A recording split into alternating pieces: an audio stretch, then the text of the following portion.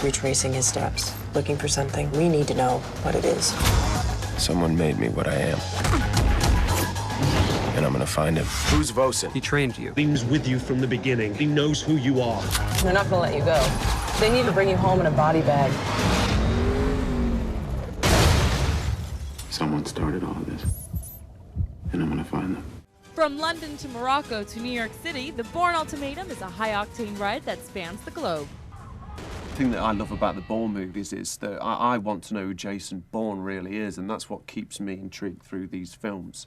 How Jason Bourne came to be Jason Bourne, that seemed to us to be the next piece of the mystery that an audience would want to know. How horrible would that be to not know where you came from and know who your parents are and all of that stuff. And so I think that makes it very human, and I think that's why people care a great deal about the character.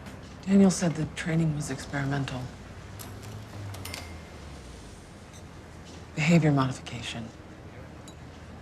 They had to break down the agents before they became operational. He said you were the first one.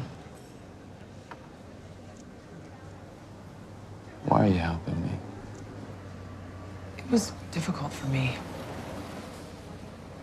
With you. The whole second act of this movie really sits with the two of them, with Bourne and with Nikki. As the franchise has gone along, she's become a much, much more important character. She's smart, but she's got some soul, and she's got a hidden past too. It's two young people again, and they're on the run. They end up in a lot of the same situations that Bourne and Marie were in, but it's clear that just there can never be anything more between them because of the decisions that they've made in their lives. What's Bourne's last fixed position? London, 1200 Zulu. Status, what is he, armed, wounded? Alive, mobile, and unknown. You have an echelon package? Yes. Why isn't it on? We were waiting. Waiting for what? What, listen, people, do you have any idea who you're dealing with? This is Jason Bourne. You are 9 hours behind the toughest target you have ever tracked. Now, I want everyone to sit down, strap in, and turn on all you've got. That would mean now! Joan Allen reprises her role as Pamela Landy, and David Strathairn plays the secretive Noah Vosen. It is a world of spying and lying and having secrets, but I think she has a strong sort of sense of ethical responsibility within that world. The source of the conflict between David Strathairn and Joan Allen in this movie is one of the most interesting parts of the movie. David Strathairn's character really is following kind of the new direction of the CIA. You're not sure who he is at the beginning, but you know he's part of that infrastructure that has been around for a while. He doesn't care about right or wrong. He doesn't care about the implications of his actions, and she sees that he is headed towards a collision course with Bourne, and she wants to deflect that. We have a situation. Bourne showed up on our surveillance in Southern Europe. Tour in Italy. London. Tangier. We don't want to ever shoot anything on stages with green screen. We always try to go to the real locations, and that's part of the fun of the movie. There are cities all over the world that are places that you wouldn't normally think of unless you were, a secret agent trying to hide or be on the run. What's it like to be filming in the Medina, Johnny? I'm loving it. Shooting pretty much anywhere is easier than shooting in Tangier. It's a very chaotic place to work and really tough to try to control. When we were trying to shoot in the center of town, we had to jump for this shot because there was a big crowd, as you can see.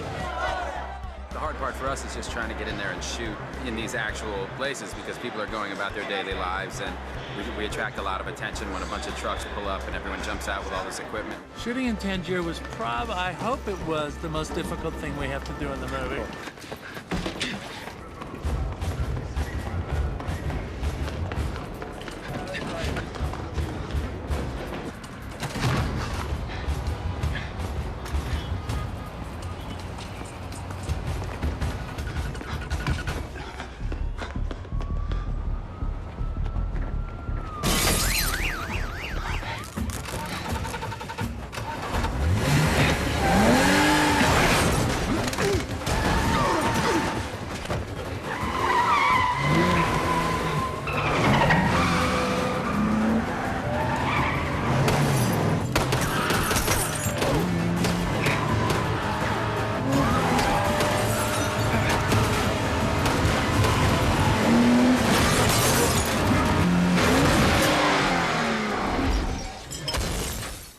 We always felt like the third movie, if there was going to be one, the third act of that movie would have to be in New York. Coming down to Times Square this morning for work, I was like, I'm so glad. Because, you know, New York presents its challenges. Matt Damon and Paul Greengrass says, well, we got to have a car chase in New York. That's not easy.